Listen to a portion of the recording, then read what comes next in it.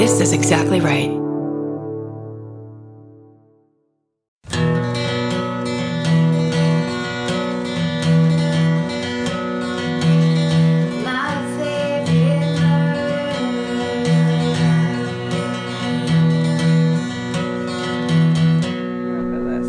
we doing it?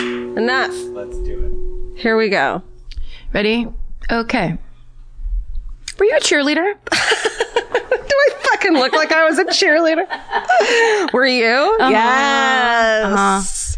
Yeah, it doesn't make a lot of sense. And looking back, I shouldn't have been. But if you start anything, Ready Okay is a great way to start. Ready Okay. This is My Favorite Murder, the podcast. Hey, cheerleaders. Hey, cheerleaders and cheer don'ts. And get your herkies on. It's time for your favorite true crime cheerleading podcast, My Favorite Murder. It's time for the first 45 minutes of your first true crime podcast. Where there's no true crime, a lot of personal issues. That's Georgia Hardstark. That's Karen Kilgariff. And there's Stephen Ray Morris. Hardstark Kilgariff, we're calling him now. Stephen Hardstark Kilgariff. Yeah, we've changed his name. Oh, Stephen, we legally changed your name. Stephen. Cool. Stephen, we also enrolled you in a Montessori kindergarten just so we could get the experience of being hyphenate parents. That's right. Can I wash my feet? Yes. Georgia Did you see Waterford. someone today on Twitter was like, Georgia, I found this at a library and you weren't wrong. And it's like a children's book called like, Can I Wash My Feet at Montessori? No. Or some fucking weird, like next level. By Georgia Hardstark. I quickly put it out just to prove you wrong. And it worked. You self-published, which is awesome. Then That's you right. planted it in a library. I was like, this murder, someone's going to look and hear a random murderino with a Twitter account. Love it. Hi, Hi, everybody. Hi. How are you? Should we? Oh, yeah, this is a big day. Yeah, We've had before a the big skippers day. start their thing of pressing the 15-second forward button 15 times, which I fucking do all the time in podcasts. Yeah, how can you not? I mean, I feel like we're past the era of skippers, though. I feel like skippers must be gone entirely. I can't imagine. I can't imagine they stick around for And the then shit we talk about when it actually comes down to now, the cases. They're skipping. They're skipping. They're skipping. They're skipping. And now, and still hear it. skipping. Continuing to skip. I mean, we just talk about that. I guess it's a lot of shit we talk about later in the episode you wouldn't understand unless we talk about it. Unless you don't skip. It's like Days of Our Lives. You will not know what's happening if Yeah. you come in at the top of the show. It's like choose your own adventure. But unless you don't want an adventure. Right. No. Cowards. Yours was better. No. But what I was going to link it up to is screw the skippers, because this announcement is fire and lit. Skippers, you don't even skip ahead right now. You don't get this. You get nothing, because guess what? We have a big surprise announcement for y'all. We got our shit together. Yeah. After 2 fucking years of not knowing what we were doing. I mean, yeah, and we're not alone in that. That's for sure. Skippers know what we're talking about. We have a not a fan club, because that's narcissistic. We have a fan cult. Where we control your every thought and movement. We started a fan cult. And we want you to join it, please, because if you want, and if you have $40, it's $40 a year. $39.99. Save that penny. That's true. Pick it up for shipping. Put it in the shipping all day long. You have good luck. But with that $40 off the top, you get a shirt and an enamel pin. That's exclusive as fuck. Excuse me. It's exclusive as fuck. Right. I can't get anywhere else. And then also, like, the big deal about it is that you get first access to buying live show tickets. That's right. A bunch of other stuff. Like, we're going to make videos. There's like private chat rooms. It'll be like the Facebook group, but now they won't steal your information. Well, we don't know about that. Like, we can't get no guarantees in this goddamn life. But we're going to post fan art so you guys can see all the stuff that you make that some people see on Instagram, some people see on Twitter. Yeah. It's all very haphazard. And there'll be contests starting with, we were going to give the gal who came up with our final segment title, which is Fucking Hooray. We're going to give her a little something. You get a prize. We're going to give you something. We're just going to give shit away. It's just going to be a fun hangout. I think in business, they call it like it's a second tier rollout platform engagement, listener engagement. Got it. Karen's interactive. Corporate. Karen's become corporate. I'm wearing a blazer right now. It's so tight on my boobs. I was going to say something, but those things don't fit across an Irish back. I'm going to tell you. Is there an Irish back? Yeah. Oh, there's a back in Irish? Yeah, it's a real wide back because you have to carry bales of hay to thatch your roof. Fuck. This is literally from my 90s act. Oh. Mm-hmm. I used to brag about having an Irish back in my stand-up comedy routine. Why did I never see you on Comedy Central, Karen? Because I wasn't very good at it. That's why. Okay, as we just said about the fan cult thing, and listen, we're going to stop shilling to you in a fucking hot second. They're right. But so tomorrow, Friday the 13th, yes, we fucking planned this. Yeah. For years. For years and years. It's why we started this podcast. We're announcing our fall tour. Yes. Yay!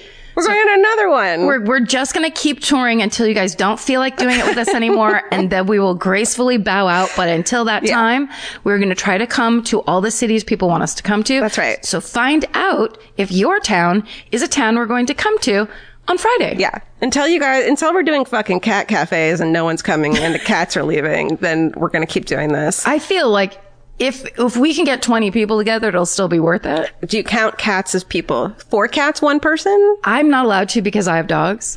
But if you want to, you can submit the paperwork for me to change my mind.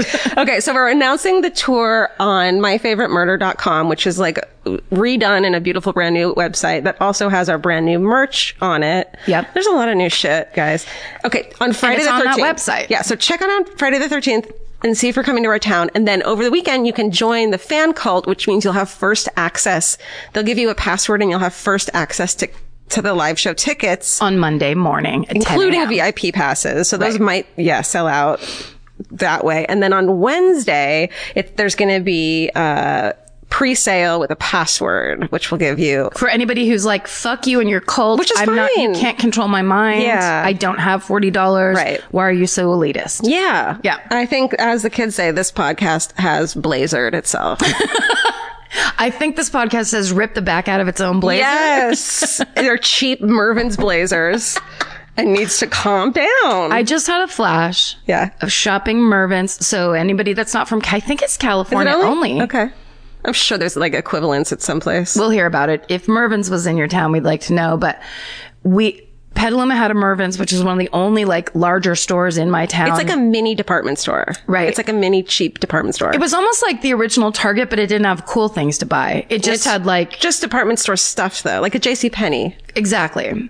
But almost like lower rent than JCPenney. Yeah. Like JCPenney was for the rich kids. We were over at Mervyn's. And that's where everybody in my school and town bought their first bra. So, I was going to say, I stole my first bra from Mervyn's. We were just trying to pass the fucking time. Dude, the most boring thing in the world was going shopping with your mom. At Mervyn's. At Mervyn's today. I learned real quick that my mom would be like, come shopping with me. I'll buy you a lipstick or whatever. She'll buy me a little trinket, which is great. Mm-hmm. And I'd be like, okay. But then I didn't realize that meant 4.5 hours of my mom in the fucking dressing room. Yes. Like 4.5 literal hours. Of her trying stuff on? Of her trying shit on. And a fucking MAC lipstick is not worth it. So she would get that out of you when you were like more of a teen?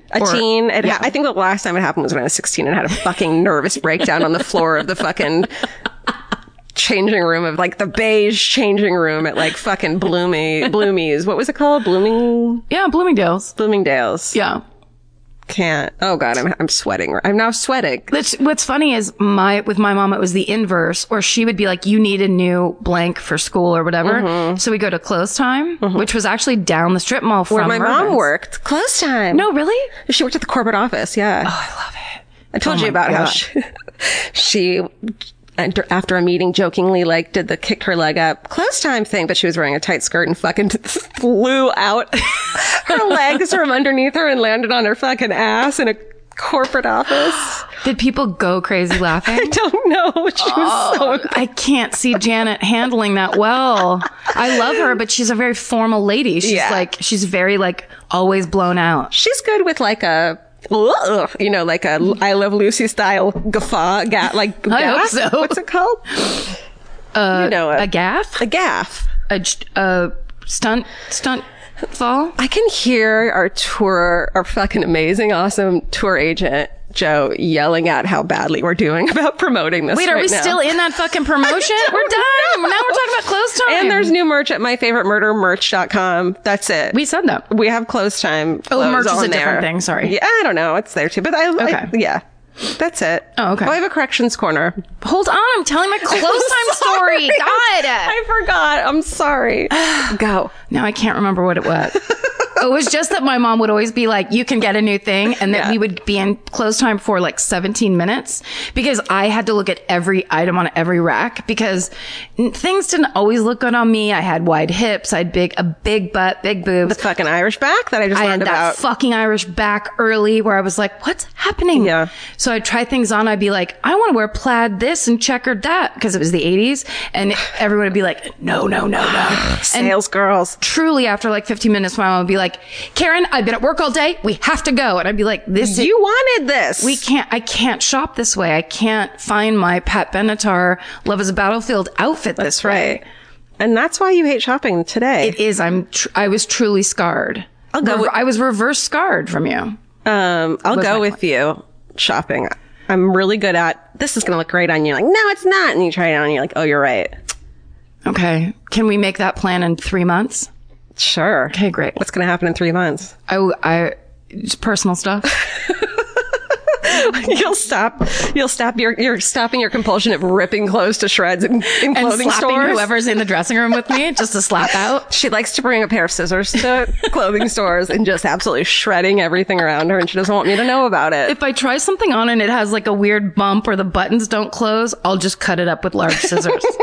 So it would be great if you could come with me and help me. I'd love to. Okay, awesome. I'd love to.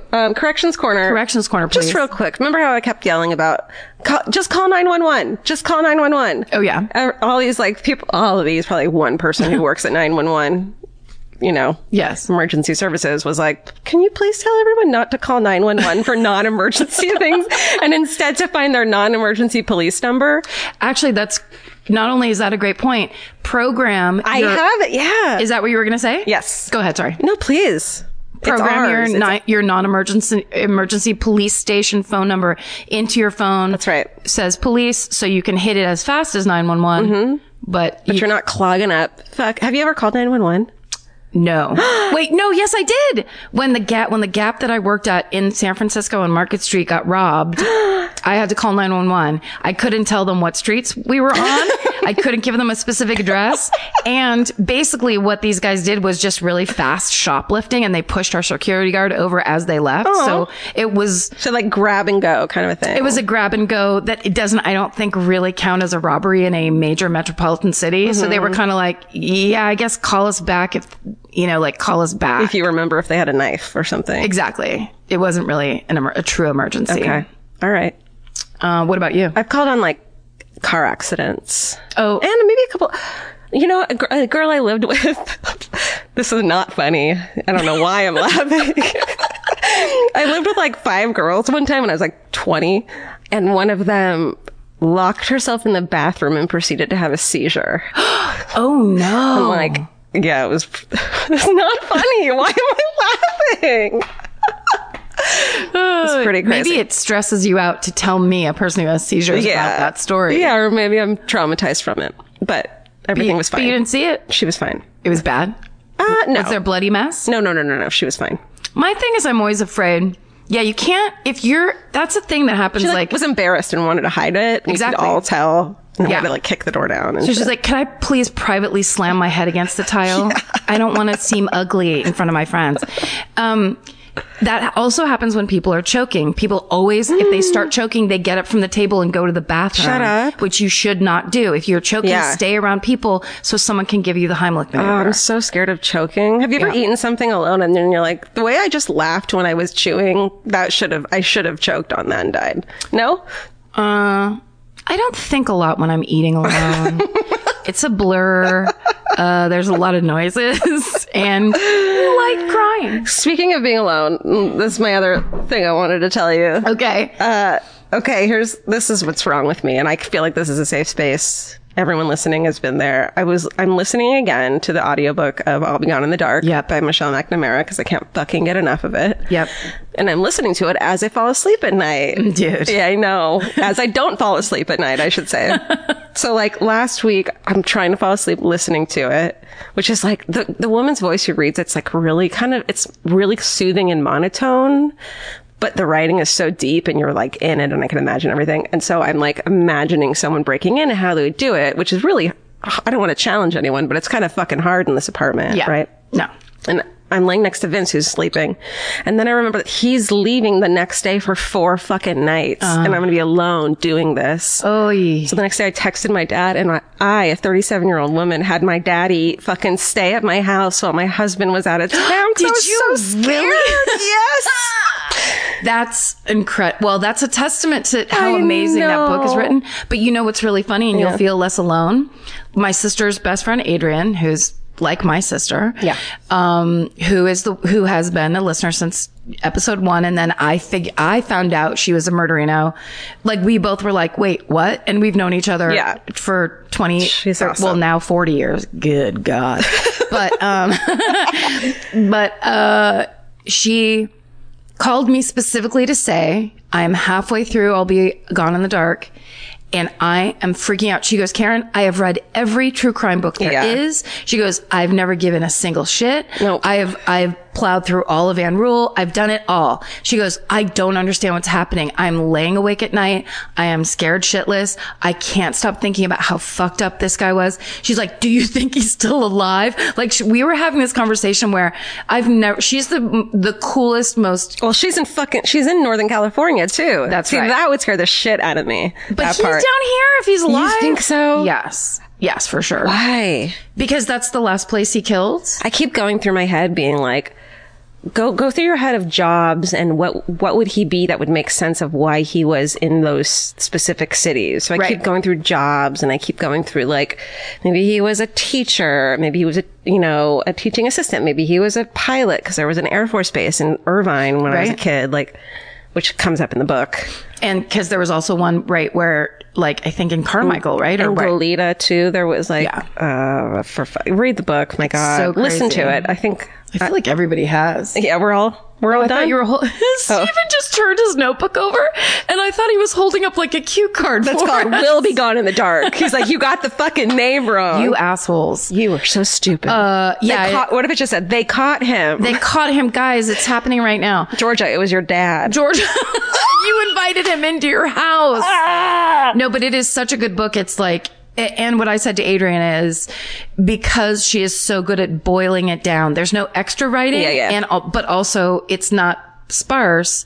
It's just the most concentrated, boiled down. Here's how it happened. Here's this experience for people. And it's all that stuff, which I feel like part of this true crime wave that's just happening to everybody right now is because this is my personal theory, because it's all about the monsters hiding in plain view as like the wolves in sheep's clothing.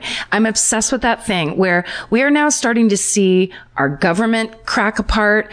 Like people who claim to be on one side, claim to be on the other, but in truth, they're bought by somebody and you don't even understand. They have no moral compass. None. Just sociopaths at large where everyone's going, oh no, it can't be this way. Yeah. Like, and that is not partisan. That's like, I feel like there's a different level of something happening where people are starting to culturally, publicly acknowledge that we have people, men and women in our society that are true monsters that do not seem like anything at all. Yeah. They speak in low tones. They look very pretty or attractive. They say the right things. Yep. They make you feel great. Nothing about it. It's that Anne Rule, Ted Bundy thing. Totally. You cannot see them coming, and it's the scariest fucking thing in the world. Well, it's the same thing with Anne Rule that Michelle McNamara has where it's like, well, she's one of us. Like, when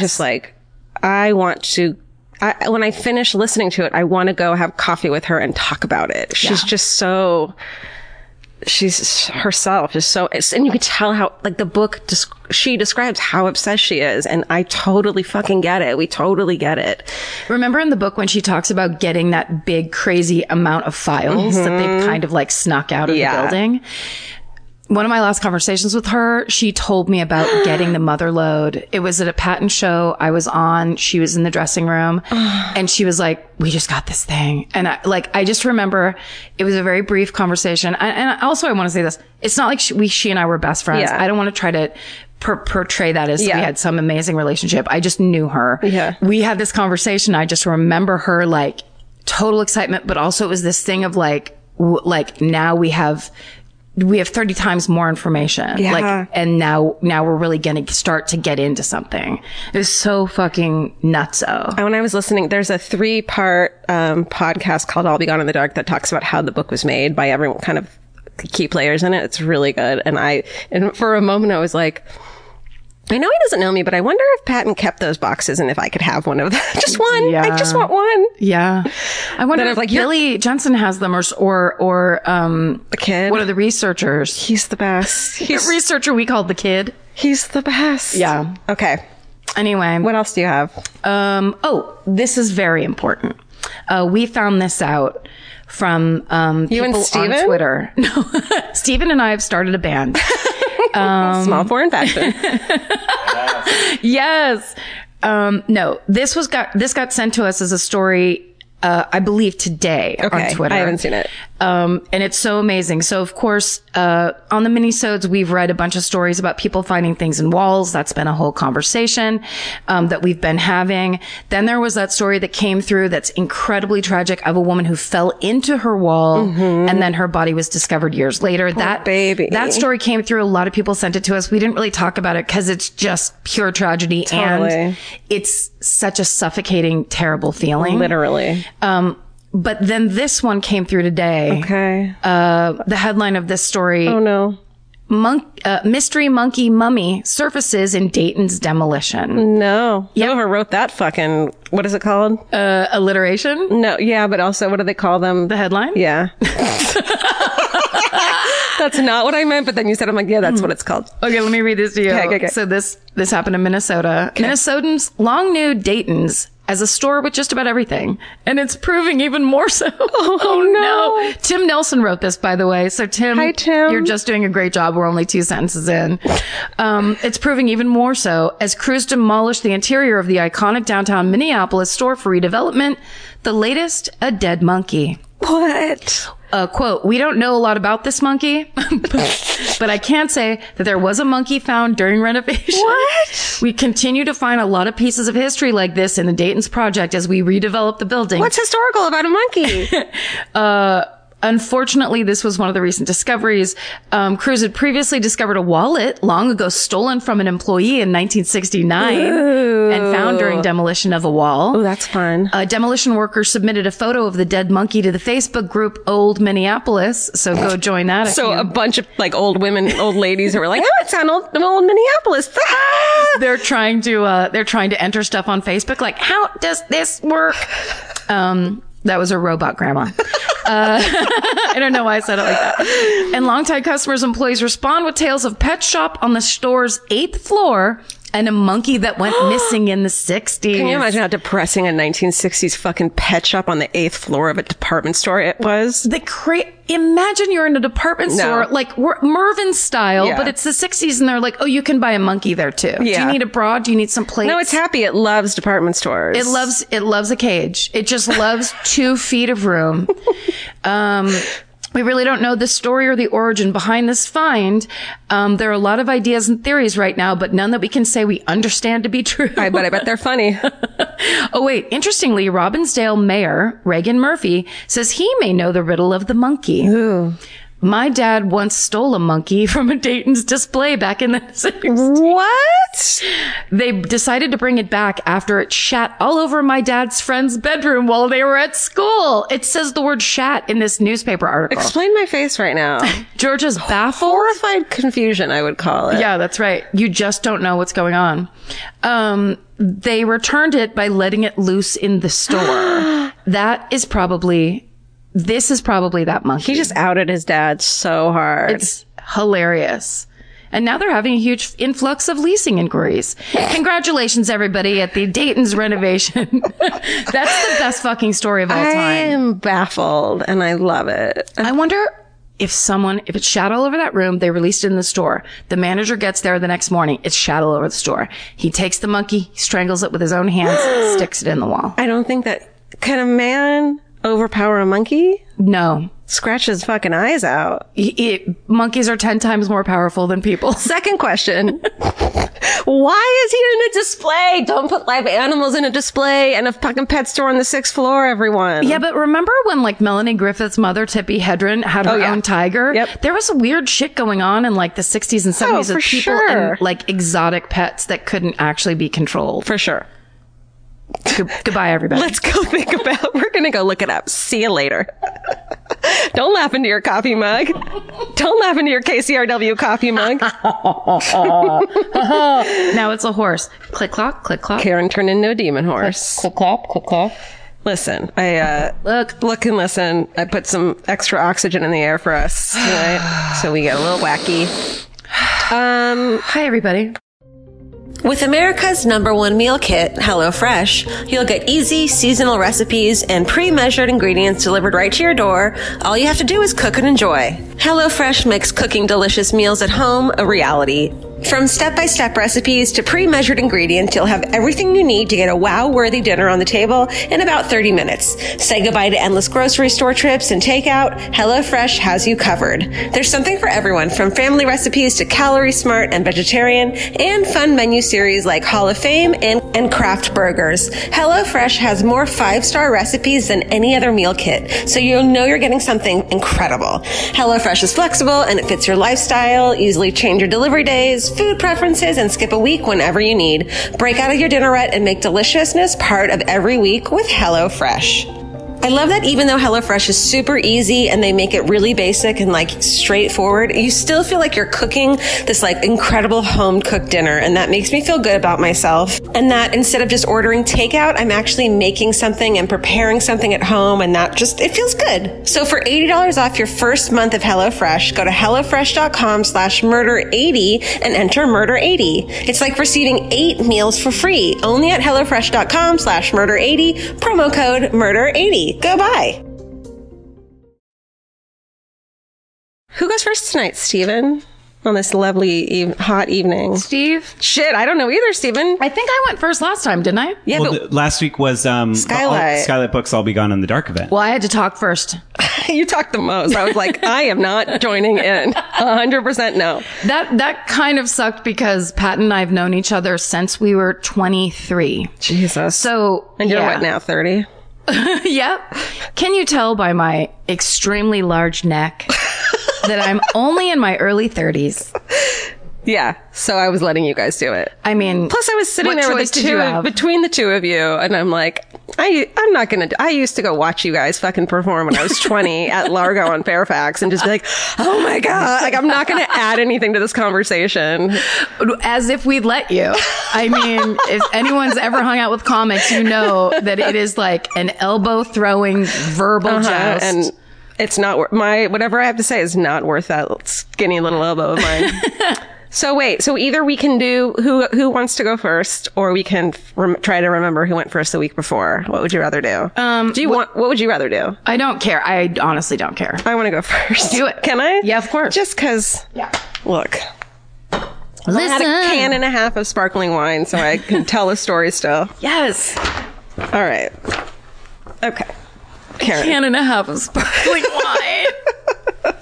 Classy as fuck. As fuck. That's whom I am. Congratulations. Congratulations to you, because I have to tell you something. Okay. You were right about something. Oh, you know what? Can we just sit in that for 1 second? I knew you'd want to. It doesn't happen that often. Just hearing the words. Oh, okay, thanks. Karen, you were 100% right. Woo. The Alienist is a good show. Yes. You were right. Mm-hmm. It's fucking great. I have 2 episodes left. I can't wait. But I love it. That's what I watched while Vince was out of town. So good, right? It's so good. Because it's giving you enough of your true crime, or your crime. Yeah. That wasn't true, I don't think. Maybe based on true, but also there's like the visuals of that show. It's gorgeous. And fucking Fanning Dakota. She's nailing it. Nailing it. Do you think she puts drops in her eyes to make her pupils be cartoonishly large like that? I wonder if it's the lighting guy. Maybe. The lighting human. It doesn't have to be a guy. That's right. Well, it is based on true shit. Because here's how I know. They went and did something and I was like, what is that thing they're talking about? Looked it up. This is the story of the Boston boy fiend, Jesse Pomeroy. Holy fuck. Yeah, I'm going there. What's wrong? I didn't do this, guy? I didn't. Did you? No, I looked it up, and you did the smiley face. No. Tell it into the... Okay, so Karen and I... Hold on. Steven tried to go off mic with this. Because he's like, I don't want to fucking throw... Because so Karen and I both today apparently had to text Steven to go, did we do this already? Let's hear it. Well, no, It doesn't matter anyway. I know it doesn't. Yeah. Well, the visuals I sent, because I think you originally wanted to do this, and then you didn't. Because it's horrible. Because it's horrible. And the final visuals were the giggler and the smiley face killer. And it doesn't matter too because the episode we posted from Boston isn't this one. Right. So it's only to those people in Boston in the audience who are turning this off right now. Okay, great. But they wouldn't, because now it's your turn to tell the story. Turn. This is almost like what is it? That the Kurosawa Twilight Zone movie. Wait, so at the show you did do the... Do you think you did this? You did the smiley face all killer, I know... right? No. I mean, anything's possible, you guys. I know is I know the Jesse Pomeroy picture where he's got one goosey eye. Did it. But I could have just looked at it. I do that kind of thing where I'm like, look at that weird illustration of a bad boy killer and the end. I remember, but I was so deep into this by then. It was 5 o'clock. I want to hear it all. Okay. I want to hear you tell it to me. Because I don't remember it, so. Perfect, because I don't either. Except for the eye. Okay, go. Except for the eye. You know this photo, this drawing, it's not a photo. It's a drawing of a boy who's got like a milky weird eye. He's like looks 12 or 13 in the photo. Okay. This is what we're talking about. Yep. This is Jesse Harding Pomeroy. He was born into a lower middle class family in one of the worst slums of South Boston at the time in the late 1800s. Charlestown. Had to look it up. So I didn't say Charleston. Oh. Charlestown. Good one. Massachusetts. It's the oldest neighborhood in Boston. Oh. So Jesse is born on November 29th, 1859. Let's fucking go back there. That's all the way back. That's way far back. He's the second of 2 children. His dad, Thomas, is a fucking asshole and a veteran of the Civil War. Drinks, has a horrible temper. He beats Jesse with a horsewhip or a leather belt all the time, often making him strip completely before he beats him. That's not good. Can I just say this, though? Yeah. I heard that the Civil War is pretty bad. Yeah. So it fucks your brain up. If he was a survivor, like was a veteran, fucking got through it. Saw some shit. He saw some deep, dark, doctor sawing people's legs off style shit. Okay. Saw some shit, and beating your kid wasn't, like, crazy back in the day. Beating your kid in 1859 was a form of self-expression. Yeah, if you didn't do it, you were being soft on them. Yeah, that's right. Right? Ruth Ann Snowman was his mother. She was a seamstress. She adored Jesse, and throughout all of this shit going on, she never fucking wavered on her thinking, on defending him. Oh. But come on. Okay. Lady. Well, sometimes denial's helpful. That's true. Okay. So he had been a sick baby, left him kind of...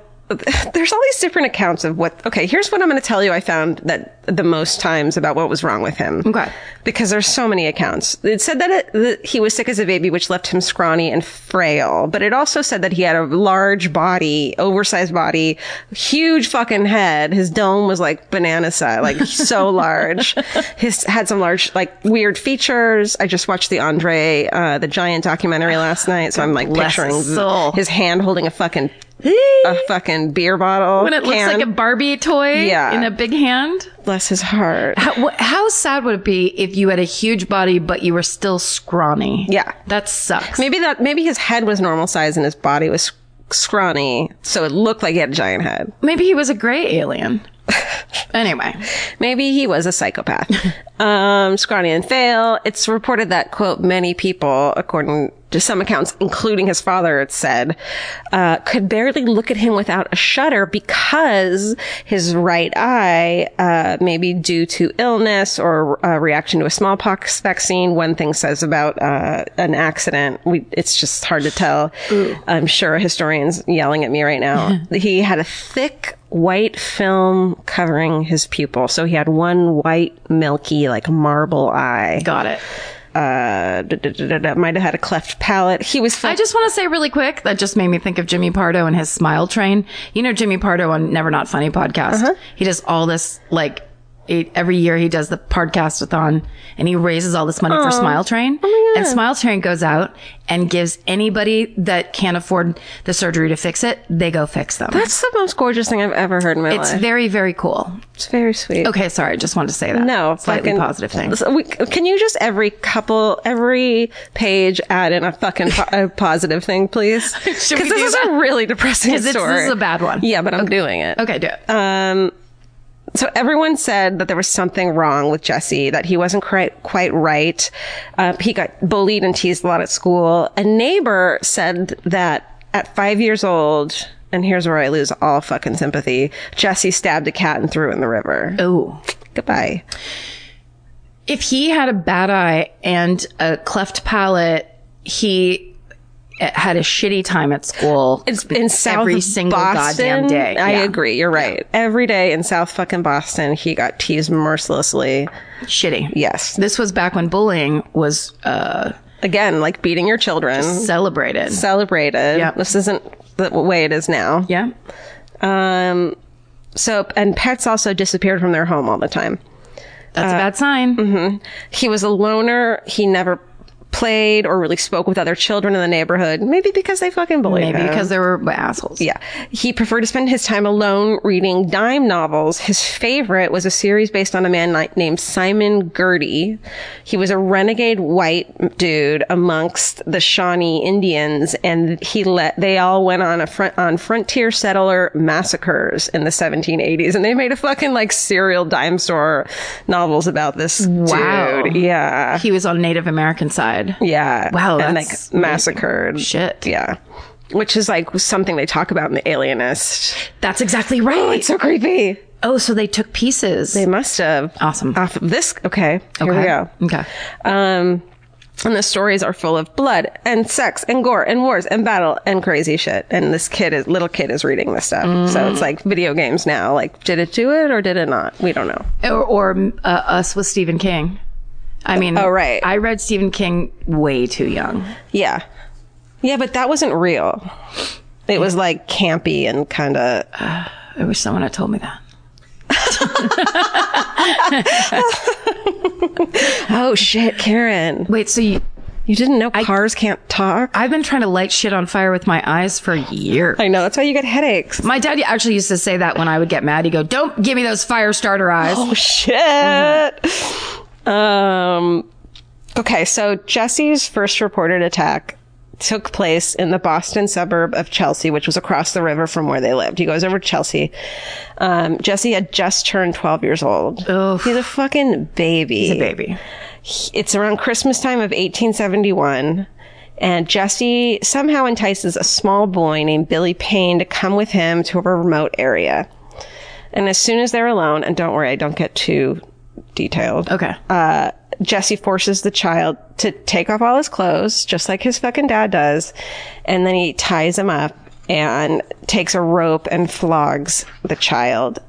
The kid, once he's, and then Jesse leaves. Once the kid is found, he's too traumatized to give police a good description of who attacked him. God. I think just said he was a teenager or something like that, because he was tall and looked old for his age. 2 months later, and this is so crazy because it's such a quick succession of attacks. Yeah. 2 months later, in February of 1872, Jesse led 7-year-old Tracy Hayden to the same area, promising that they were going to, quote, see the soldiers, because that's where they fought. He repeated his first assault on Tracy, as well as on his next victim in May of 1872, 8-year-old Robert Mayer, who he lured away by promising him a trip to see the circus. In this attack, the boy said that that the assailant, who he couldn't describe, sexually pleasured himself while inflicting his beating. And he achieved sexual satisfaction at the height of the boy's suffering. God, he's so young to be doing that. Something is going on at home or other places. Some bad stuff. Like I feel like it takes years for people to equate pain and sex. Right. You know what I mean? Like, that happens when kids are older in their teens and 20s because it takes so fucking long to get to that place where your brain is like, these are the things that turn me on and make me come. Except for if your dad is stripping you and beating you. Well, it's that your dad is stripping you and beating you so often that it happened by the time he was 12. Yeah. So I'm not telling myself something was going on his entire fucking life to get him there. Yeah. It's so dark. I know. Okay. And I'm doing it. It does look like Stephen keeps holding up a fucking a fucking cue card for us. It literally looks like in the corner of it looks like Steven's like 30 seconds, 30 seconds to commercial. Yeah. I think it's because I upgraded my notebook to be a lot bigger. So it looks like... Well, let's write some messages on there. No, that's fine. Tell me anything. Just right. You're doing great, Georgia. No one is horrified by this. No one's going to stop listening to this podcast because of this story. This is actually what people listen for. Oh, great. Okay. Great. Not great. However, okay. So then he took off, left the boy alive. So keeping with his 60 to 90 day cycle, Jesse then, in mid-July of 1872, lures 7-year-old Johnny Balk to the outhouse on the Powderhorn Hill in Boston, with this promise of 2 bits for running an errand. So he's like, come on over here. 2 bits. 2 bits. Don't know how much that is. The assault was similar to the previous ones. The boy was stripped, bound, whipped, and beaten until Jesse achieved orgasm. Then he said he'd kill the boy if he ever told anyone, and he got the fuck out of there. The public starts going bananas. They flip out. They start calling him the mysterious boy fiend. The police are under pressure to capture him, but they didn't have very much of a description to go on other than the attacker was a teenage boy with brown hair. That's all they fucking had. Wow. Yeah. So like all the teenage boys got rounded up and they were like parading them in front of the victims and they couldn't identify any of them. The city of Chelsea offers a $1,000 reward and the police launch an investigation. Okay. The attacks stop at this point just for a little while in late July, possibly due to turmoil in the Pomeroy house when Jesse's father takes off and leaves Ruth to provide for herself and her sons. There's like not information about why he left or what, but kind of good riddance. Yeah, right? for real. But it could also be so they end up moving, and that could be because the dad left, but it could also be because there was a description of the quote boy torturer in the paper, and she possibly read it, recognized it as her son, and was like, "We're getting the fuck out of town, this neighborhood." And this was long ago enough that if your description got put in the paper and you left town and just moved like a neighborhood over, no one would find you. And no one knew you. Yes. At the next neighborhood. Yeah. Totally. It's not like, what's that app we have where we can talk to our neighbors about weird shit in the neighborhood? Fucking Nextdoor. Do you love it? My neighborhood, it's filled with paranoid lunatic retirees who are like, who's stealing the oranges off my tree? It's insanity. I read, laugh, and delete them every single day. Well, this wasn't happening. Okay. Then. Ruth rents a small storefront in South Boston for her dressmaking shop. She opens a dressmaking shop. In August of 1872, the 3 of them, the mom and sons, move to a flat across the street from the shop. And the boys help out in the shop. And the move coincides almost exactly with the end of the Chelsea attacks and the beginning of the South Boston attacks. So... yeah. And this is where Marky Mark comes into this story. That's right. Do a fucking, I dare you to do an accent right now. That's all I can do. That was the best anyone's ever done. I don't understand the Boston accent. I can't do it. And I can't hear it in my head. I don't get it. I had it when I was trying to get Charlestown, but it's gone and I won't try it. Okay. On August 17th, 1872, 7-year-old George Pratt was wandering around South Boston shoreline looking for treasure. Little boy looking for treasure. Oh, sorry, I ruined that word for you. That's okay. When he was approached by an older boy who offered him 25 cents to help him run an errand. Jesse binds and tortures the boy, and this time, it starts to escalate at this point. Okay. He bites chunks of flesh from the boy's body and also stabs him with needles. Fuck. I know. And this kid's 12. who's doing this. Less than a month later, Jesse kidnaps and assaults a 6-year-old boy named Harry Austin, stripped and beaten like his previous victims. But this time it escalates. He takes out his pocket knife and stabs the child, under each arm. I guess it wasn't a deep, stab. And he goes to try to castrate the boy, but gets that someone comes by just at that moment and he runs off. Good God. Thank God. I know, right? Then 6 days after this, so this is a fucking fiend. This person is mad. He's a sexual psychopath. That's right. At 12 doing these things. Horrible. 6 days after Austin was attacked, Jesse lures Joseph Kennedy, who was 7, into the marshes near the bay and viciously beats him. Like Austin, attacked with a knife. And Jesse forces the boy to kneel and recite the Lord's Prayer, but with obscenities, which is such a childish, weird thing to do. You know what's funny is when you first started talking about this, I was like, I wonder if this guy's Catholic. This boy's Catholic. I wonder, like, maybe something was going on in his home, like, not just with his dad, obviously, but in his school or at church. Some creepy priest somewhere along the line. Yeah. Yeah. Yeah, as much as people want to think like you're born this way, you're born evil, it's not a thing.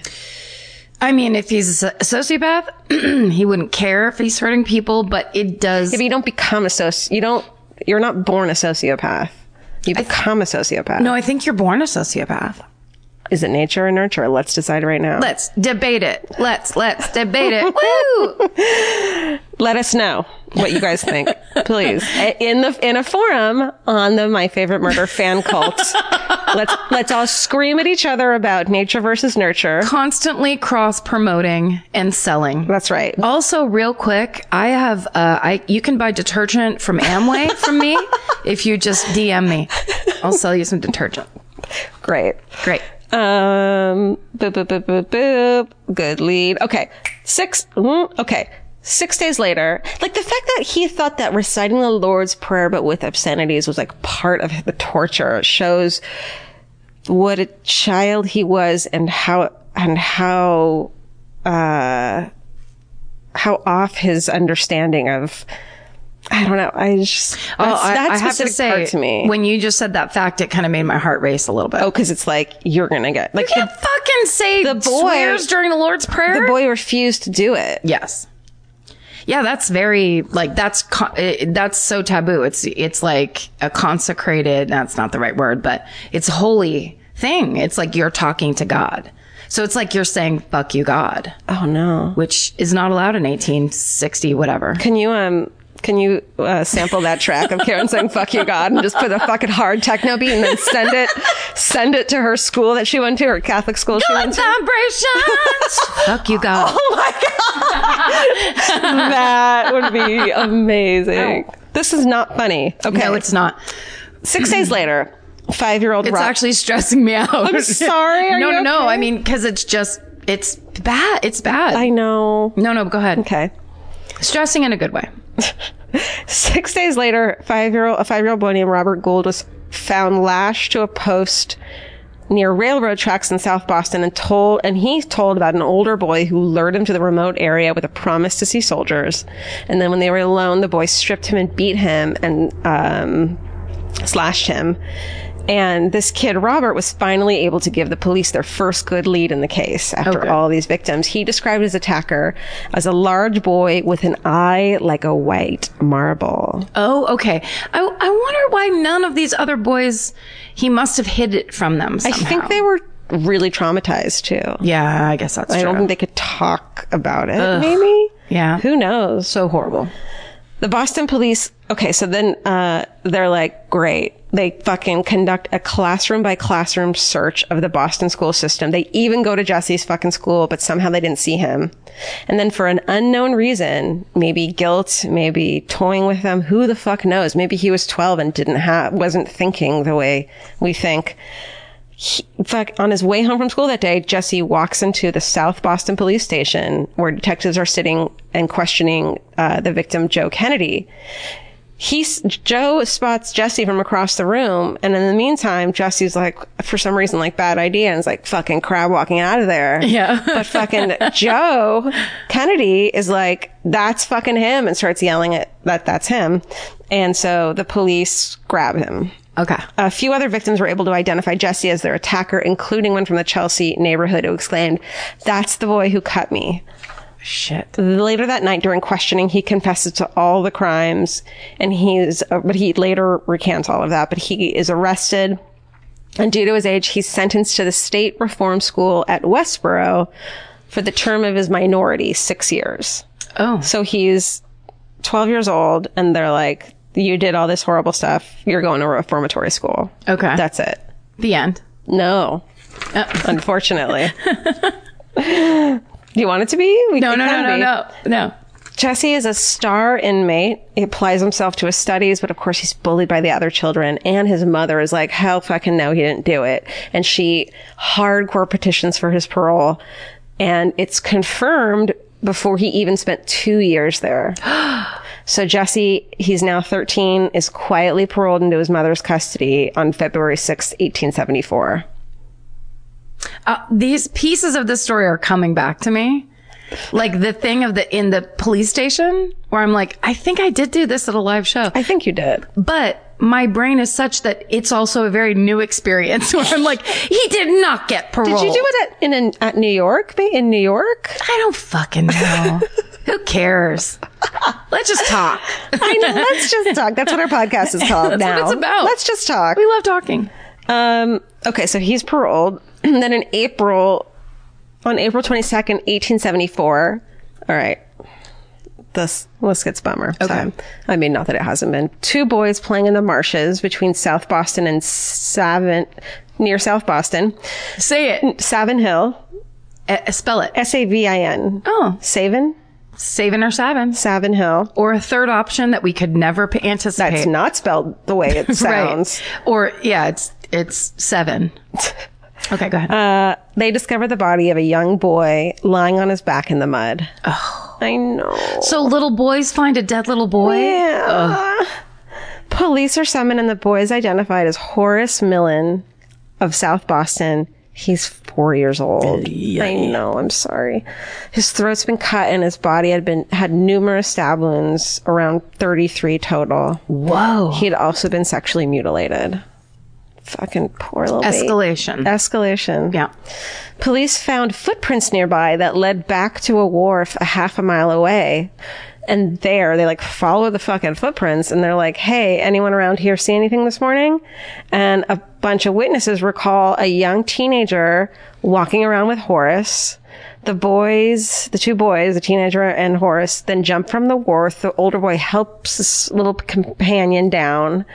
And then he takes the older boy's hand and together they walk away across the marshes towards where Horace's body had been found. Awful. I know. And also very Mary Bell. Yeah, exactly. Mary Bell is always mentioned in this kind of, in his articles. Yeah, it's that same thing. And she was being basically sexually tortured at home. Totally. There's no way he wasn't. Yeah. I mean, even just what his dad was doing to him, it was way more than that. Yes. Not that that's an excuse. This is horrible. Okay, here we go. All bad. Okay. This time, because of his record, though, the police fucking were like, we know who did this.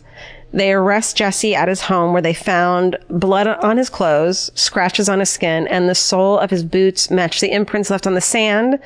And there was also marsh mud on his boots. And so when the police confronted him and asked him if he'd done it, he replied, I suppose so. Oh. Nonplussed. I suppose so. Ugh. His only request was that the police not tell his mother of the latest crime. So I think his mom was crazy, probably religious and overprotective of him. Yeah. And, that made him crazy too. She also, I bet, maybe had some guilt because the dad was so awful. Right. There's no way to theories. Correctly parent a child. I'm sorry to tell you guys. Georgia with parenting advice. Look, I have 3 cats. That equals 1 child, right? Yeah. That's what we agreed upon. 1 silent child. That's what we agreed on. A few days later, though he takes back his confession, denies any wrongdoing, etc. So he's waiting trial. He's sitting in fucking jail waiting trial.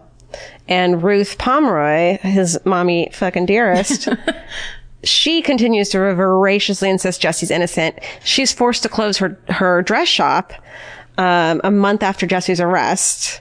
And because the public was pissed the fuck off, probably. Yeah. And her shop's now vacant. Hi, how are you doing? Her shop's now vacant. I'm going to give you a clue. It's not a monkey that they find. Oh, no. Okay. Shop's vacant. It's rented out by the owner of a nearby grocery store. He starts renovations. Don't do that. Do it, though. In late July, a worker knocking down a wall in the cellar notices some bright fabric sticking out of a pile of ashes and rubbish. He reaches down and gives it a pull, and a child's skull rolls out.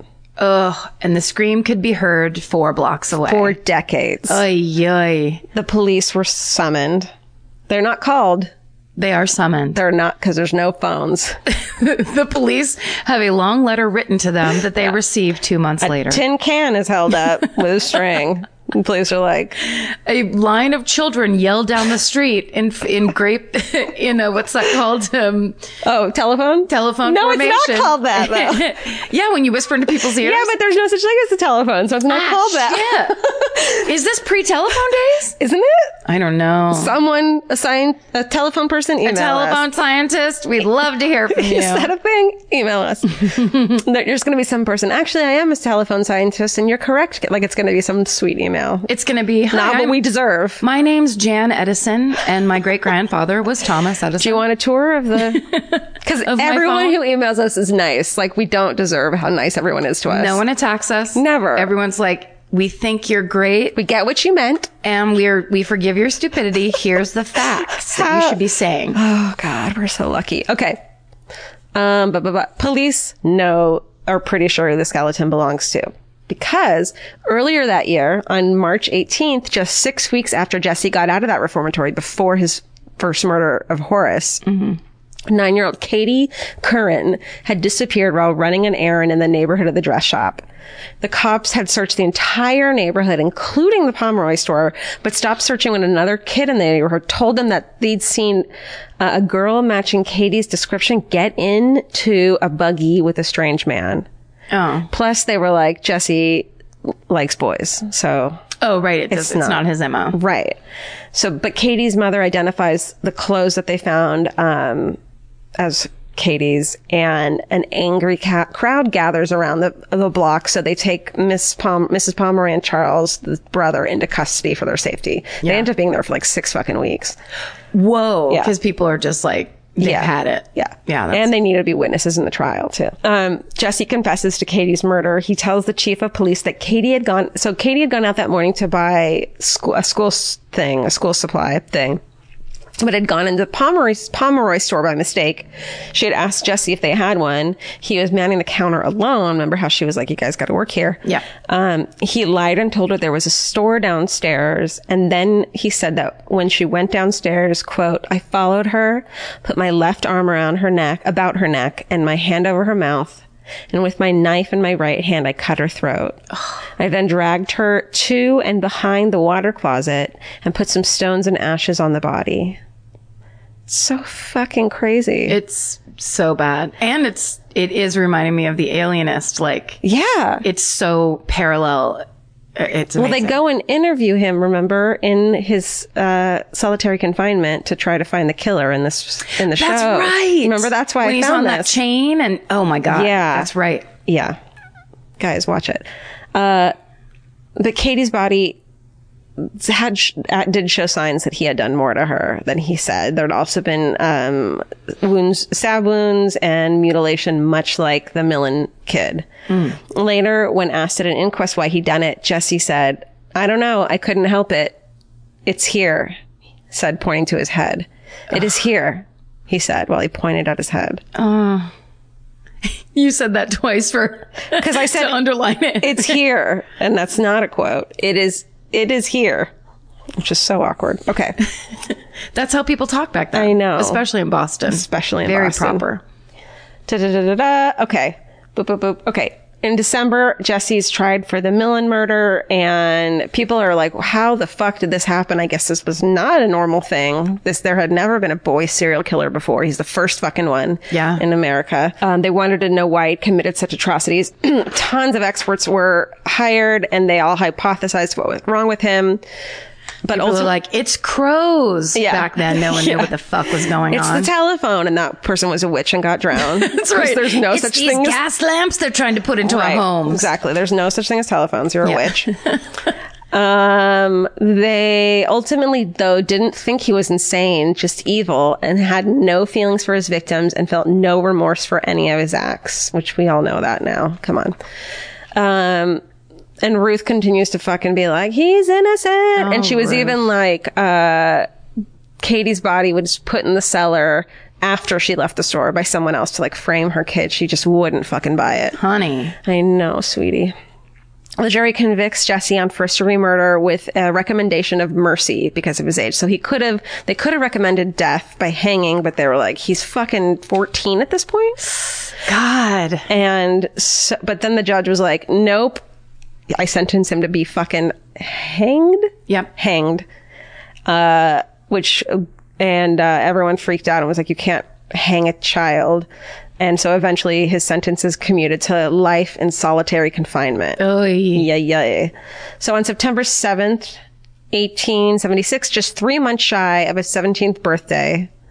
Okay, I was wrong about the age. Just 3 months shy of his 17th birthday, Jesse was taken to the state prison at Charlestown, where for the next 16 years, he lived in a 10 by 8 by 8 cell built in 1805 to house the insane. So you can't imagine it was fucking choice digs. In that TV show, it's awful. It's like a dungeon, basically. Yeah, totally. And he's so fucking scary. How about that fucking actor who I didn't even think until this very moment was an actor because he was so scary in that part. Is he? Who is he? Who is he? Jesse Great Pomeroy. Job, fictional Jesse Pomeroy. That's right. Okay, so he tries to escape all the time. Doesn't happen. But he also becomes a voracious reader, reads all 8,000 books in the prison library. Whoa. Which is like, you got time on your hand. Yeah, that's right. He learns French, German, Greek, Latin, all this other shit. And he becomes... What? And then he becomes Hannibal Lecter. I mean, what the fuck? Yeah. That's also insanely tragic. Isn't it? Because if his fucking father left him alone, he could have been, in my theory, a sociopath who doesn't hurt people, but who was incredibly intelligent and then just kind of didn't care if he saw bad things happen. Or it's like, too, that you think, like, if he hadn't had these oddities about him that kids didn't fucking mercilessly bully him about, he wouldn't have been so angry and have so much anger to get out on children that were smaller than him. You know, they took it out on him, whatever was going on in those kids' house, he took it out on smaller children. Yeah.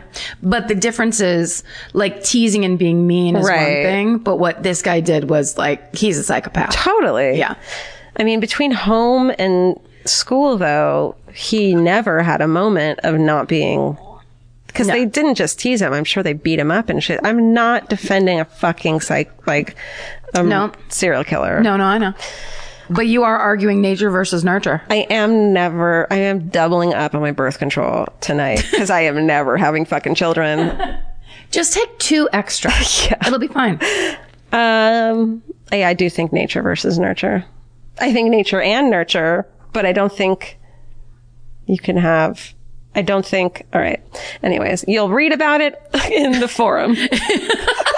George is going to take this online and explain it to you. Why explain it on a podcast when you can go online and explain your How many semesters of psychology did I take at community college, do you suppose? Did you do half and then drop out? I probably took level 1 like 3 times and dropped out each time. You heard that story of the guy that got this the fencing sword up his nose that touched his frontal lobe and everyone loved that. Lost his long-term memory or whatever. Right, it was very fascinating.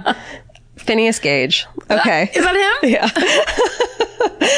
Okay. And he Wait, Phineas Gage is the guy that had the full-on railroad tie in his head, though. Wait, what were you talking about? There's one guy that got a fencing sword. Oh, I don't know. That went up his nose, touched his frontal lobe, and then every time you walked in the door, he'd be like, "Hi, good to see you," and then you'd leave, and 1 minute later, and he'd be like, "Oh my God, hi, good to see you." That must have been level 2 because I don't know that guy. Karen, you must have gone further than me. Well, also, I don't think we even have to say this anymore. Could be completely wrong about that. But we aren't. Okay. Greek, Latin, etc. Oh, and he becomes obsessed with learning about law in an attempt to get himself the fuck out of prison. Wow. All this shit happens, but it never works, obviously. Later, a commission of 3 psychiatrists, maybe our fucking dude from The Alienists. Oh, yeah, that's right. And a prison physician studied him. And in 1914, after he'd spent 38 years in solitary, they found him to be sane and intelligent, but a cold, paranoid manipulator, utterly obsessed with his pardon. So, the only person who visited him was his mother, who visited him every month until her death around 1915. Wow. And then in the late 1920s, Jesse was the state's oldest prisoner. Whoa. Which is like, and there's photos. There's like photographs of him. He looks like just an old man. Yeah. Because he was just an old right. man. I wonder what would happen if they had let him out. He would have murdered people. He would immediately go kill a child. He and Albert Fish would be like, "What's up? For real. We're going to be roomies. I've got your needles. This is a fucking sitcom. Yeah. I've got your needles." Okay. Okay. In 1916, 41 years into his fucking sentence. So he's like double the time he was alive. Yeah. Or out. Right. You know what I mean. Jesse's solitary confinement is lifted. He had spent the longest stretch in solitary confinement, second only to the Birdman of Alcatraz. Oh, that's right. The Birdman of Alcatraz is a good movie, by the by. I should watch it again. Clint Eastwood, Alcatraz, San Francisco, birds. What more could you want? Listen, we're offering you so much. Look at that movie. Okay, we're coming to an end here, guys. Calm down. In 1929. Age 92. And then he wrote books and shit too. And I'm going to read you one now. Yes. In 1929, 71-year-old Jesse Pomeroy is removed from the general population at Charlestown, taken by automobile, his first and only ever fucking automobile ride. He's taken by automobile. Yep. To an auto meal. To an automatic. To Bridgewater Prison Farm for medical care. First only car ride. First time being outside the prison in about 55 fucking years. Jesus. And everyone was like, he seemed non-fucking plussed by it. He just didn't give a shit. Didn't give a shit. Which is like, fair enough. Your brain at that point has to be mush. 2 years later, after 58 years in prison, almost all of it spent in solitary confinement, Jesse Pomeroy, the boy fiend, dies at Bridgewater. He was dismissed in the press as, quote, the most friendless person in the world and, quote, a psychopath. His final wishes were that his body be cremated and his ashes, that's my brother's name, and his ashes scattered to the four winds. Wow. And that's the story of boy fiend Jesse Pomeroy. Fuck. Boston. It is. Sorry. That is the most nutso story. I know. I tried to do my best of not. It was great. Okay. It was fresh and new for me. I just wanted the Phineas Gage of this podcast, where it's always a new story for me. Jesus Christ. I pull something out of my nose. I just really wanted to tell you were right about The Alienist.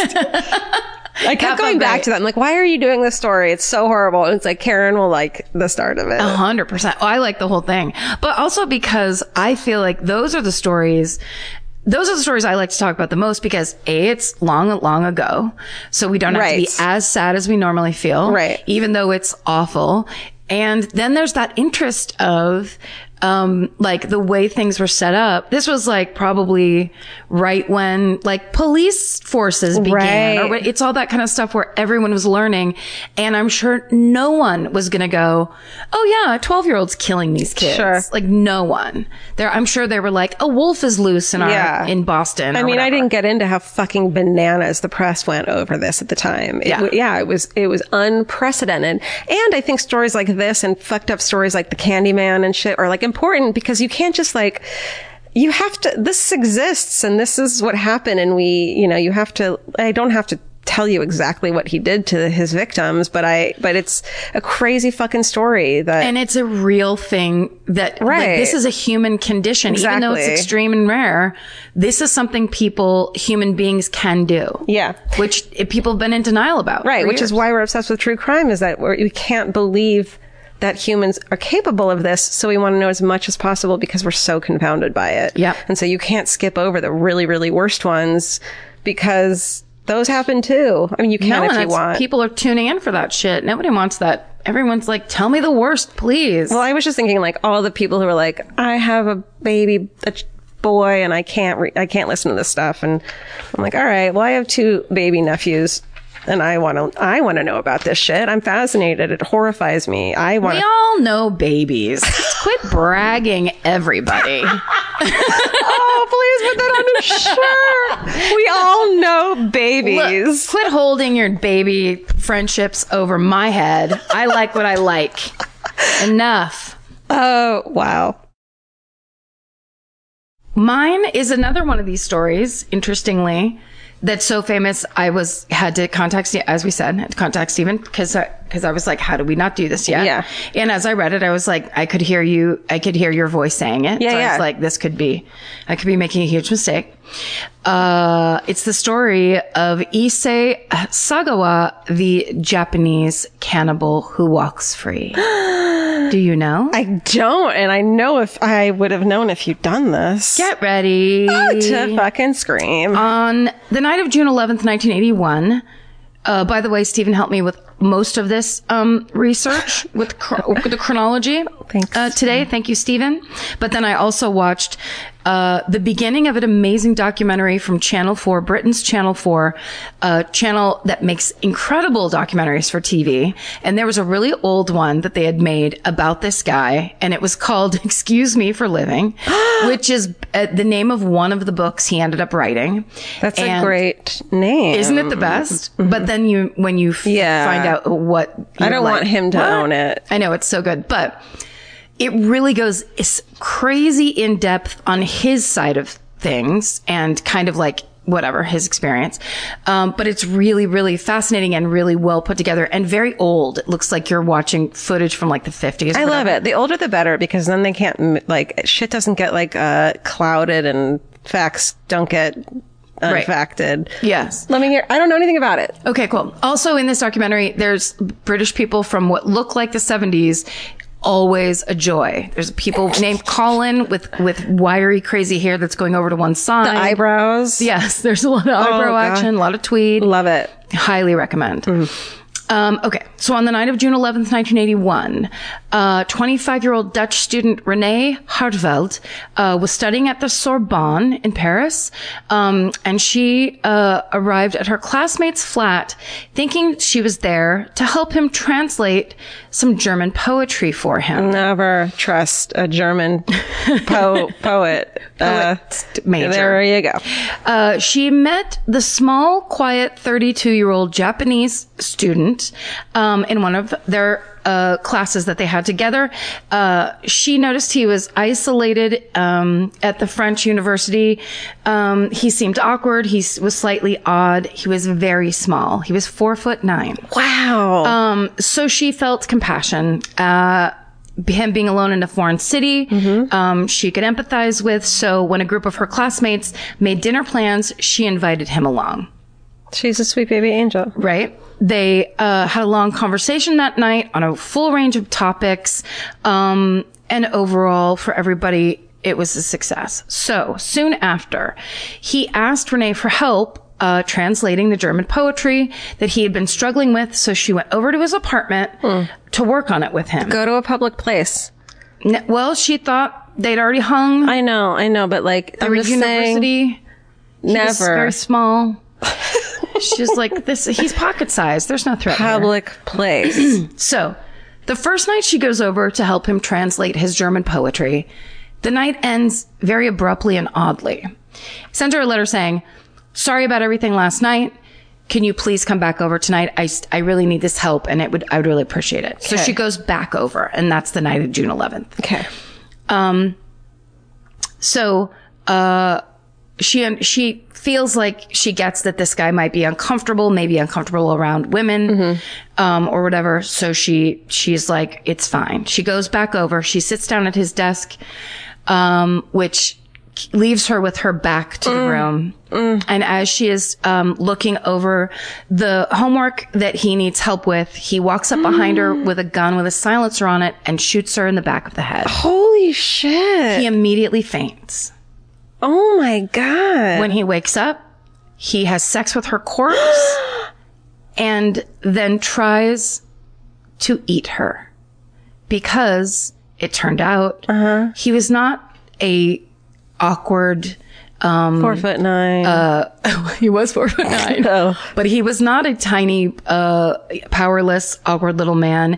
He had been planning to kill her for quite some time. Oh my God. Because he wanted to eat her. What?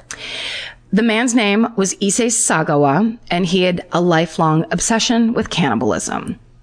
He was born in 1949 to wealthy parents in Kobe, Japan. He was very premature, so premature that when his father held him for the first time, he held him in the palm of his hand. Oh, God. That tiny. That's so sad. Yeah. His strict but loving parents had another son 1 year later and raised them as twins because Issei was so small that he, being the older brother, looked like the younger brother. And as his brother grew up normally and fully, he was very skinny. He just was tiny. And he was very, very self-conscious of it from a very early age. Aren't we all so fucking conscious everything of our bodies at all times? And from a very early age. I'm watching this documentary and I'm like, it would be great to be tiny, skinny, and 4'9". Isn't that always the fucking way? We're all now, at this moment in time, just learning radical self-immolation. Acceptance. Excuse me. I've had 2 cans of fucking sparkling wine. If we could just learn to spontaneously combust ourselves into the stratosphere. Think of all the weight you would lose. Think about the universe loving you if you were just particles on fire. That's right. Okay. So he is obsessed with the fact he repeatedly in these documentaries talks about himself being ugly, being tiny, and being skinny. Right. And also oddly, and they have home movie footage in this Channel 4 documentary of his uncle used to come to their house and they would put on a play where the uncle played a man-eating giant and the 2 little boys would play princes that the giant would then grab up, put into a pot and eat and cook alive and eat. And so I have fucking chills. Really? That's creepy. Yeah, you had to see it. And he, in the documentary, when he talks about it, kind of makes this face like, why did he do that? Wait, they're interviewing him? Yes, dude. Yes. Okay, go on. It's part of how disturbing this story is he basically becomes famous for being a sexual psychopath. How have I never heard of this? Go on. Okay. So he attributes that experience, but he also he became obsessed with this idea of man-eating giants, monsters that could eat men, human beings, the idea of eating human flesh. To the point where in first grade, he asked his teacher, about the moral repercussions of eating human flesh. What? Imagine those chills that you would get. How old is a first grader? 7? Okay. I'm looking at my 7-year-old nephew. Hey, Auntie Georgia. What's your stance on eating other people? If I wanted, I would be like, oh my God. You'd be shaking. You'd be like, excuse me, I'll be back in 1 second. Get away from me, Micah. You'd pull a Clarice Starling and go, may I use your phone, please? Oh my God, that was beautiful, Karen. Thank you. Yeah. He thought the reason he was so obsessed with it is that he thought that if he could eat other human beings, it would fill him out and make him bigger, stronger, he felt like he was only half there. Oh God. And that everybody else was fully formed. Oh man. So he got this idea and it became this obsession. If he could just consume someone else, it would fill him out and make him whole. I mean, I think it's crazy and he's mentally ill, but I get from first grade on having this obsession. Yeah, the logic of it. Right. Yes, for sure. The logic of the crazy, I fucking get. Well, because when I've been crazy and obsessed with a specific thing in my life many fucking times. Yeah. Well, and to the point where, like, when you have body dysmorphia, where when you see yourself one way, you literally cannot see yourself and you any think other way. Everyone sees that. And obsesses on it when, in fact, everyone's just obsessing about themselves. Exactly. But when you also have then some kind of a psychopathy, then that obsession you then don't get distracted by other things. You continue to obsess on it to the point where then you begin to fantasize about it. And so then when he moved into adolescence, the obsession and the fantasies, they became intertwined. The sexual aspect and the cannibalism became intertwined. So this together. is level 3 of psychology. I am pretending to know what I'm talking about to the point where I'm starting to believe it. And it feels sounds great. Fucking great. Yeah. Sounds great. It's a true victory for me tonight. Okay. So when he's 15, it gets so bad he reaches out to a psychiatrist and he explains that he is having sexual fantasies involving murder and cannibalism. Wow. And oh my God. He's also tells them that it's focused on Western. They keep referring to them as Western women, but it's basically white women, tall, blonde, kind of Marilyn Monroe type women, that are fully curvy and curvaceous, and that's what he's seeing is that would fill me up. Okay. That would make me whole. Got it. It's also symbolic. Once he spills the beans, he's too scared to go back. So he just never goes back again. And at one point, maybe a little later on, he also goes to his brother and confides in his brother that he wants to eat human flesh. And his brother's like, you fucking nut, and never talks about it again. Isn't that great? Because I was going to be like, well, he's so crazy or like mentally ill, he doesn't know to go get help.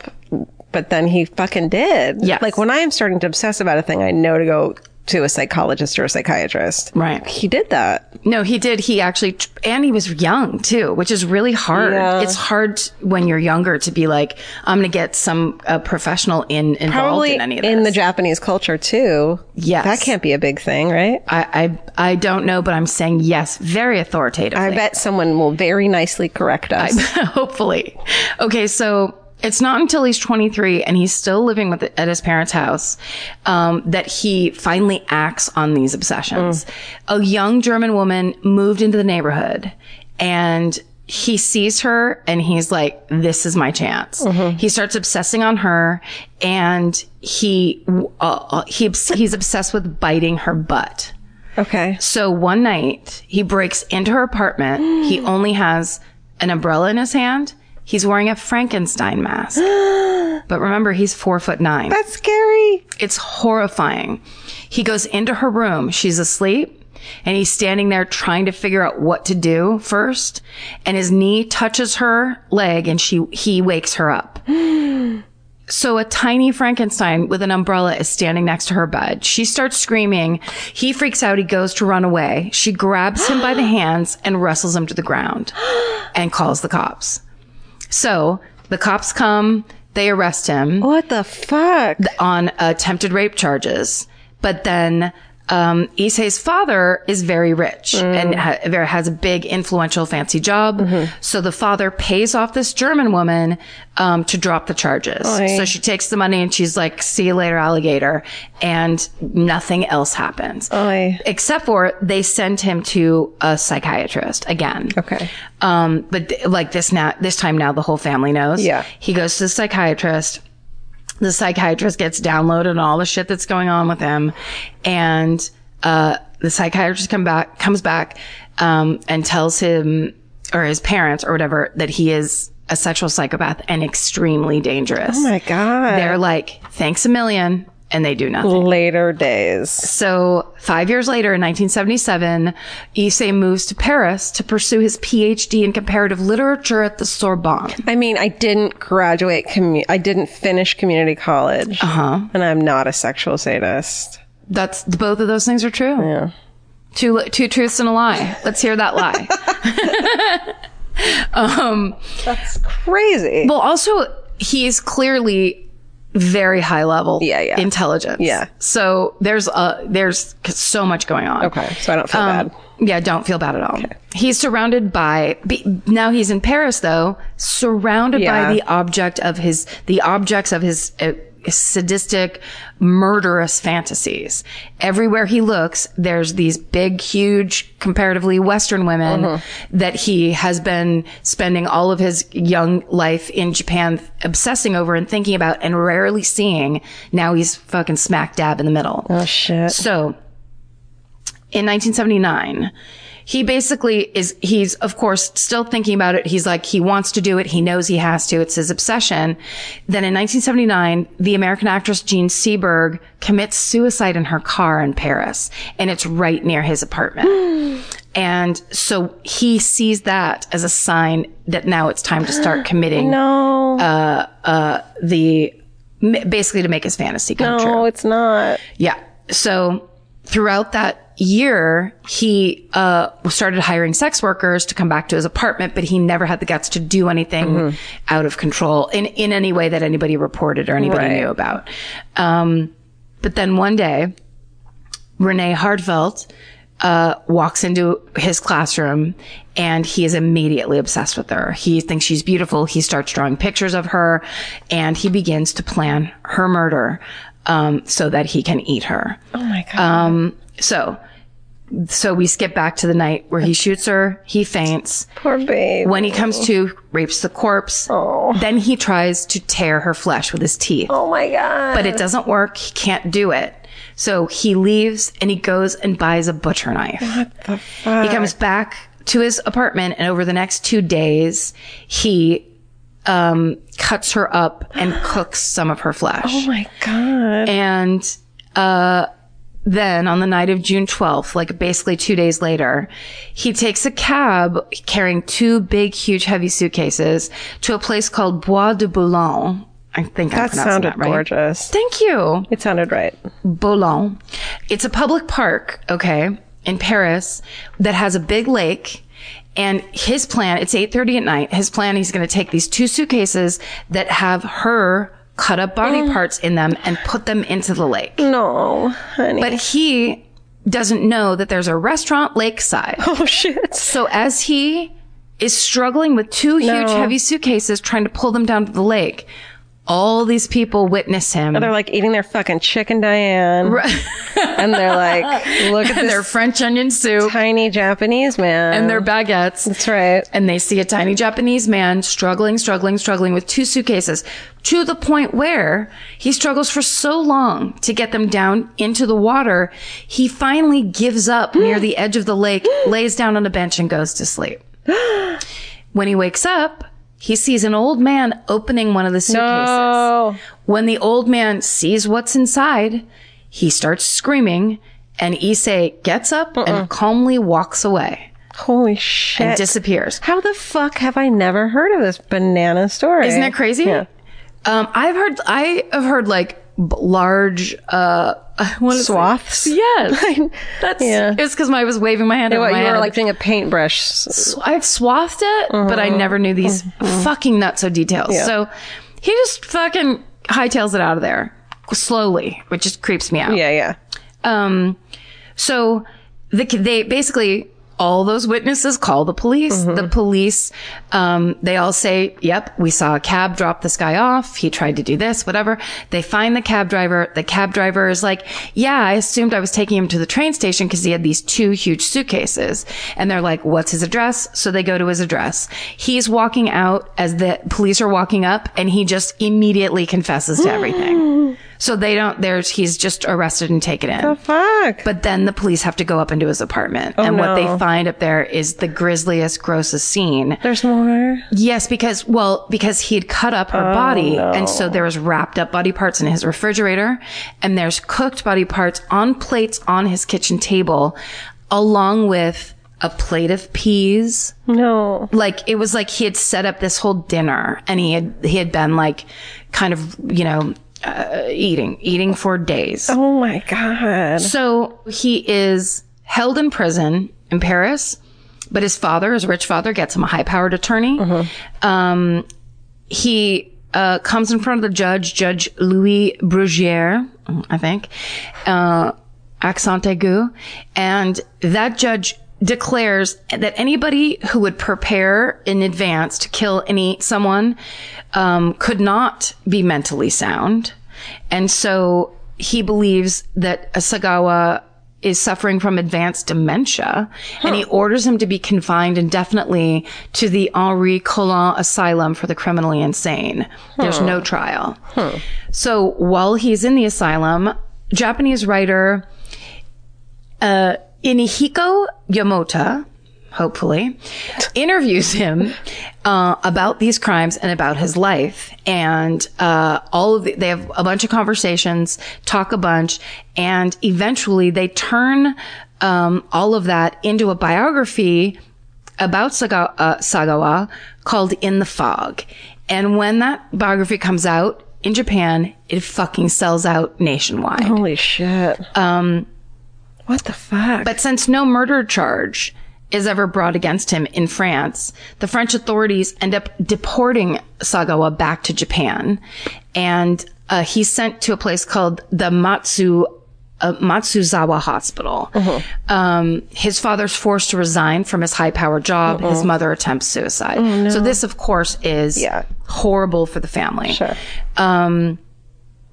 But Issei is becoming a cult phenomenon. So when the book sells, people are fascinated, and they say that they think the theory is because Western women are just a kind of a conceptualized object over there, he became like an anti-hero. Oh my God. So it was like this thing of, it wasn't personal to anybody because none of these women looked like any of them. So it was just this kind of, it was just kind of the perfect objectification where people could just be fascinated by the grisly hideousness of the crime. Like it was the murder of an idea, not an actual woman whose family was mourning her. It was like you wanted to murder this idea. And with that, the media went berserk. And at one point, the magazine, it's a French magazine called Paris Match, and it publishes previously unseen shocking photos of Renee's dismembered corpse. It's such a scandal, a reporter actually gets arrested for it, and 1 million copies of the magazine are seized by the authorities. Oh my God. So they fucking go round that shit up. Can you find it online? No, I didn't look. I didn't look. I would never. Away. I wouldn't look either. Yeah, I would never. You would. I saw the plate of peas in one of the documentaries, and I was like, I'm never going to get that plate of peas out of my head on that dinner table. Sure, that's plenty for me. But it was that. It was that kind of insane media frenzy that kind of was making it popular and so well known. Well, then on August 12th, 1986, Sagawa is set free from the mental hospital that he was sent to due to lack of evidence against him, because the French authorities had all the evidence and they locked it up. And they lock him up in Japan. It's not, it doesn't. So basically he's got the juice to get him out. Shit. His family gets him out. 3 years later, a man in Japan abducts and kills 4 girls. This guy goes on a murder spree, and the media goes to Sagawa and asks him to weigh in on the killer. And from there, he starts to become a media celebrity. He starts becoming a columnist for newspapers. He writes, after In the Fog, which was his first book, he writes 18 more books about himself, cannibalism, his murder, all of it. You gotta be a psychopath if you can write 18 fucking books, man. For real. I'm not like joking about writing books. Like, that's crazy. No, and also all about himself. Yeah. So crazy self-obsession. Wow. He also appears on television shows and begins to work the lecture circuit. No. Yeah. Eventually, and this is the part where, I watched the Channel 4 documentary, and then there was another documentary from 2007, and I think it was also a British one from Channel 5. But I might just be saying that because the other one was from Channel 4. But that also interviewed him, and much older, and he started starring in porno. Sadomasochistic porn, where he would be getting beat up, tied up, slapped around by big Western women, white women. Oh my God. One of the pornos that he stars in featured him having a relationship with a Dutch woman where they actually go to like this theme park that's Dutch themed. So it is like beyond the bounds of bad taste, beyond the bounds of exploitation. Like he enjoys the fact that he is like this disgusting celebrity for this crime. Family. Yes. Yeah, that's what all the people, the talking heads in these documentaries, the cops, and there's a really amazing, a professor that they talk to from Cambridge who's like, all of his books are immoral garbage. So does the judge who in France, does he get talk shit on? Who like was like, he's just crazy, let's send him away? It doesn't seem like it. No, none of those things really seem to be connected in any way. Like if he had been brought to trial in France, then maybe. But basically, I'm not fucking blaming French people, just that one judge where it's like, you got to let other people decide if he's crazy or not. Maybe it was his theory and there wasn't enough like psychological evidence to argue it. Yeah. But I mean, I think that was the beginning of the breakdown. Also, if his dad had enough money, and this is again, just a theory of mine I'm making up on the spot, he might have just paid that judge off and he's just like, yeah, it's that, or he would have gotten, if it had gone to trial, he would have had a fucking great attorney and would have gotten him off anyway, so it wouldn't have mattered. I mean, the whole thing is so insane and disgusting because he did it. He said he did it. The evidence proves he did it. He took this life and then defiled it the worst way he possibly could. And then just kind of nothing happened. Yeah. So in these documentaries, he's telling people about him. He loves talking about himself. You can tell, laughing. And he says, he claims that he has no desire to murder anyone, but he still wants to eat a woman. So it's not the murder he tries to rationalize. Okay. But it's just the eating of the flesh. And he has romanticized and rationalized this idea, that whole theory of if I just eat someone, I will be whole and all that stuff is basically kind of his like calling card of like, here's why I did it. And it's almost poetic how I needed this because I'm so small and ugly. Poor me. Yeah. When it's like, okay, go on. In 2009, he gave an interview in Vice. So Vice did a whole story about him, which I didn't watch because after the second documentary I watched, I was like, I've had it with this guy. Yeah. But Steven told me a super hilarious part. Do you want to tell everybody that part? Okay.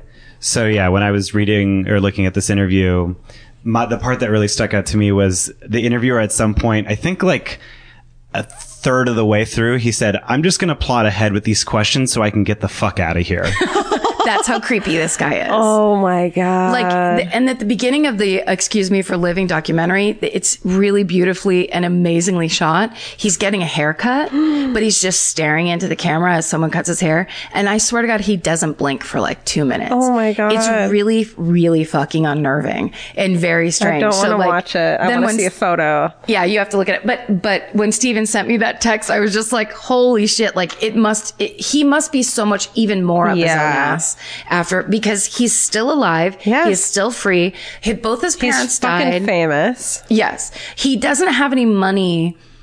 Like he had to pay off his parents' debts, and he was like living in whatever state-run housing for a while or whatever. But basically he's living free and he's kind of doing whatever he wants, and people are still talking to him about his crime. Even to this day. Oh, also in that, Vice interview, I read a thing where he said, he would love to be killed by a beautiful woman, or he would love to drown in female saliva. Ew. And that, my friend, is Japanese cannibal Issei Sagawa. What the fucking fuck? Isn't that nuts? Yes. There's lots of things you can watch with that guy in it talking about himself. I just want to see a photo of him, but I don't want to watch anything. Okay. We'll get you a photo. I'll email you a photo later tonight. I would love that. Okay, perfect. Oh God. Yeah. I need a fucking hooray Silkwood shower after this episode. How about we fucking hooray ourselves out of all those bad vibes right now? Let's do it. Okay. This is something that I found a guy that I follow on Twitter named Adam Juskowicz. Joskowicz, yeah. He tweeted this this afternoon, and I can't stop watching it. So apparently on the Lakers, I'm about to talk about basketball, which I know nothing about. Get ready. Okay. We're going into a totally new territory. I'm ready. I'm scared. I'm here with you. Stay with me. Let's do it. Apparently the Los Angeles Lakers. Heard of them. That's a team here in our city. Heard of it. There is a guy who last night played in the game of basketball. Okay. He spent 10 years in something called the G League. Okay. So he basically was like a farm team, is what I'm assuming, for basketball. Spent 10 years playing in it. And last night played his first, they brought him up to the big leagues, and he played his first game as a Los Angeles Laker against Houston. He scored fucking 19 points. People were chanting MVP. He just keeps hitting threes. Amazing. You have to see, I'm assuming those are all good things. I don't know. Yes, it's the best. Amazing. There's a 1-minute video that I retweeted onto my Twitter that I started watching and I couldn't stop crying. And this is what I love. Adam Joskowicz, who tweeted it originally, wrote, "Even if you don't enjoy basketball, this is pretty lovely. Dude fought for a decade for this moment, and when it finally happened, it was perfect. He's also a volunteer tutor to kids and seems like a genuinely good person." And in this video, his teammates are up off the bench fucking screaming. It is like one of the most inspirational, beautiful things I've ever seen. And as someone who I've lived in Los Angeles for 24 fucking years. I have tried to do things and given up about 4 different times. Oh, yeah. And to see a thing like that, where this is a guy that just plugged along and then walked out on the court and nailed it. And he's in his 30s, I think. So, which is, for NBA player, not young. Just fucking incredible. Like, if you get a chance, even if you don't give a shit about sports, look it up. You will fucking love this story. Okay. It's the best. I love it. It made me so happy. You're crying right now. I did a light cry. Sweet. I just fucking really relate. His name, again, Andre Ingram. And congratulations, LA Laker Andre Ingram, because the world fucking loves you right now. Suddenly we care about fucking basketball. They made us care. I too want to shout out 2 Instagrams that are making me happy, or like social media things. One is this, I follow this fucking body positive model, on Instagram named, Allie Tate, who posts these photos of herself that are she's what one would call a plus size model, which means she looks like a normal woman. Right. And she posts photos of herself in beautiful clothing. She posts photos of herself in bathing suits, and she has my body. She has a normal woman's body, and she's so positive about it. She posts these photos where she's naked and bending over, and there's rolls, and it's just made me look at my own body and be like, that just because you have those things doesn't mean it's unattractive. And it's been really wonderful, and she seems really sweet. So that's Allie Tate. The other one that's not body positive, but it's been making me fucking crack up, and I think it's brand new. It's called Honest Couple. And oh, yes, that's Jake Wiseman. Jake Wiseman created this fucking Instagram account. It's so funny. Where he takes fucking like stock photos of couples that just look like the most annoying couples you've ever seen in your life, and posts the honest caption of what one of them is really thinking. And I just cannot get enough of it, and I love it so much. So I think it needs to be a thing. Yeah, it's so hilarious. It's like 2 people, it looks like they're on a hike and they're taking a selfie of themselves. Yeah. They're both smiling, it's and gorgeous, hugging. like stock photo. And then underneath it says he hasn't made her come in 2 years. Right. Or it'll say he made me cry 3 minutes after this photo was taken. Yeah. It's just like, or her friends are the least funny people I've ever met in my life. It's just this. He was like, I'm sick of these photos of like perfect couples, and then you find out they broke up a week later. Of so course. Here's what's really fucking happening. It's so hilarious. It's the best. He's so funny, and also watch Corporate on Comedy Central because he's one of the stars of it. That's right. Yeah. And a great stand-up comic. He is really funny. Oh, Matt Engelbretson too, of course. Matt, calm down. Matt, you're tall. You're tall. You've so got shut it. up. Thanks for listening, you guys. God, was this a 3 fucking hour episode? That was nuts. It feels like it. It was a 3-can fucking sparkling wine episode. That's how you know. George just threw half a 6-pack of wine and feeling fine. Feeling myself. Feeling fine. Sink it, Georgia. Sink it. That's a basketball cheer. It's all full fucking circle. It comes back to fucking cheerleading. We always bring it back around for you, the listener. We love you. Stay sexy. And don't get murdered. Goodbye. Bye. Oh, Elvis. I think he said it. He's right there. Elvis, you want a cookie? Good boy.